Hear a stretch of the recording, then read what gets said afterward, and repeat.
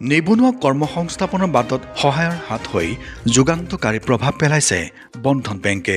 বন্ধন বেংকৰ জৰিয়তে ঋণ লৈ ক্ষুদ্ৰ ব্যৱসায়ৰ জৰিয়তে উপাৰ্জনৰ বাট মোকলাইছে বহুজনে। আমি ক'বলৈ ওলাইছোঁ নগাঁও জিলাৰ বিভিন্ন প্ৰান্তৰ বহুতৰে মুখত বন্ধন বেংকে বিলাইছে হাঁহি।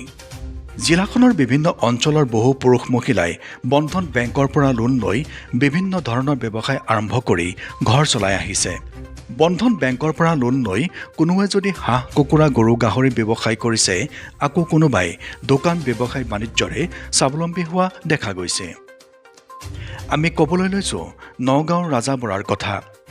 ৰাজাই ৩-৪ বছৰ ধৰি বন্ধন বেংকৰ পৰা ঋণ লৈ মটৰ চাইকেল পাৰ্টছৰ ব্যৱসায় কৰি আহিছে। সহজতে উপলব্ধ হোৱা বন্ধন বেংকৰ ঋণ লৈ দুখীয়া লোকসকলক স্বাৱলম্বী হ'বলৈ তেওঁ আহ্বান জনায়। এইদৰে বন্ধন বেংকৰ পৰা ঋণ লৈ পাণ দোকানৰ বিভিন্ন সামগ্ৰী পাইকাৰী বিক্ৰী কৰি আহিছে। এওঁলোকে পৰ্যায়ক্ৰমে বন্ধন বেংকৰ পৰা লোন লৈ ব্যৱসায় আৰম্ভ কৰি পৰিয়াল পোহপাল দিয়াৰ লগতে নিজৰ ব্যৱসায়ত সফলতাৰে আন 10জনৰ আদৰ্শ হৈ পৰিছে। মুঠৰ ওপৰত বন্ধন বেংকে বিভিন্ন অঞ্চলবাসীলৈ কৰ্মমুখী তথা স্বাৱলম্বী হোৱাৰ নতুন পথ মুকলি কৰি দিছে। মই আজি ৩-৪ বছৰ ধৰি বন্ধনৰ পৰা লোন লৈ আছোঁ আৰু মোৰ নাম শ্ৰী ৰাজা বৰা। মোৰ মটৰ পাৰ্টছৰ দোকান। মোৰ এতিয়া লাষ্ট 1.5 লাখ টকা লৈছোঁ। মই আৰু বেছিকৈ ল'ব বিচাৰোঁ। কিমান বছৰ? আজি 4-5 বছৰ ধৰি লৈ আছোঁ। বন্ধনৰ পৰা মই বিজনেছত লগাই আছোঁ। মোৰ মটৰ পাৰ্টছৰ দোকান। কেনেকুৱা উপকৃত হৈছে?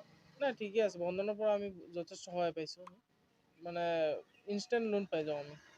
লোনটো কেনেকৈ পায়?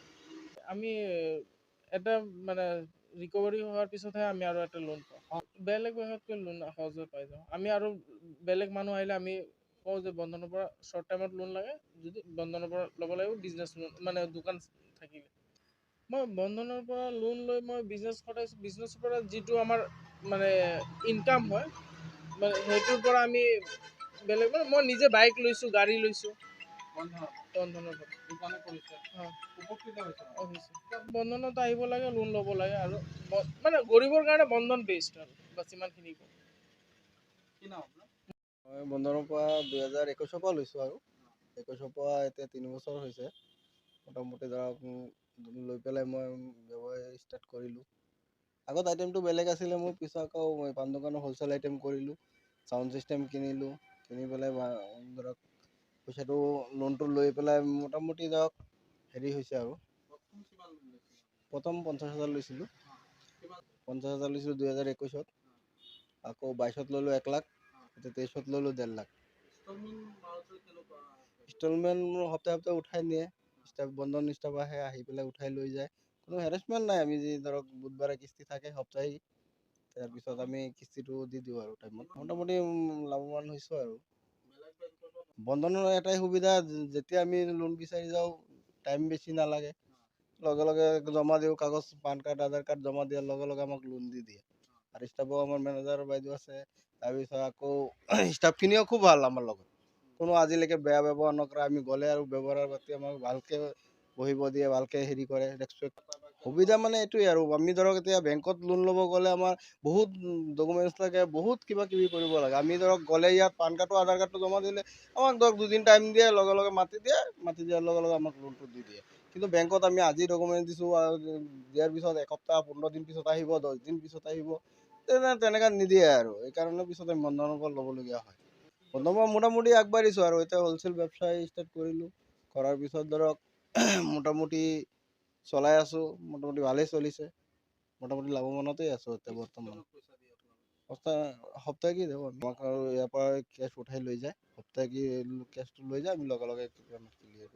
বেলেগ মানুহ ল'ব পাৰে। এতিয়া ধৰক সুবিধা ভাল, আমাৰ ফেচিলিটিহে লাগে মেইন প্ৰব্লেম, হয় নহয়? ফেচিলিটিটো যদি ভাল থাকে ল'ব লাগে আৰু মানুহে। উপকৃত হ'ব। এতিয়া লৈ পেলাই ধৰক খালেতো নহ'ব না। পইচাটো লোৱাৰ পিছত কিবা এটা ইনকাম কৰিব লাগিব। ইনকাম কৰি পেলাই খাব লাগিব।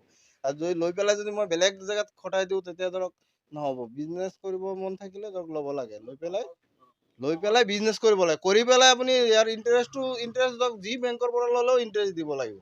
মই লাভৱানতেই আছোঁ বৰ্তমান। মই জানো সুবিধা ভাল পাইছোঁ আৰু মই এই বছৰ যদি মোক ডবল কৰি দিয়ে মই আৰু ডবল ল'ব এতিয়া লৈ পেলাই যদি ইনকাম কৰিব মন আছে তেতিয়া ল'ব লাগে, আৰু এনেই ধৰক লৈ পেলাই ফাল্টু খৰচা কৰি লাভ নাই।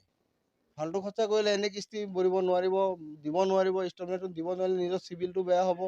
চিভিলটো সদায় ভাল ৰাখিব লাগে। বেংকৰ লগত চিভিল ভাল থাকিলে লাইফত ধৰক চলি থাকিব পাৰে। যিকোনো বেংকত আপুনি গ'লেও চিভিলটো দেখিব, চাব আগত, হয়নে নহয়?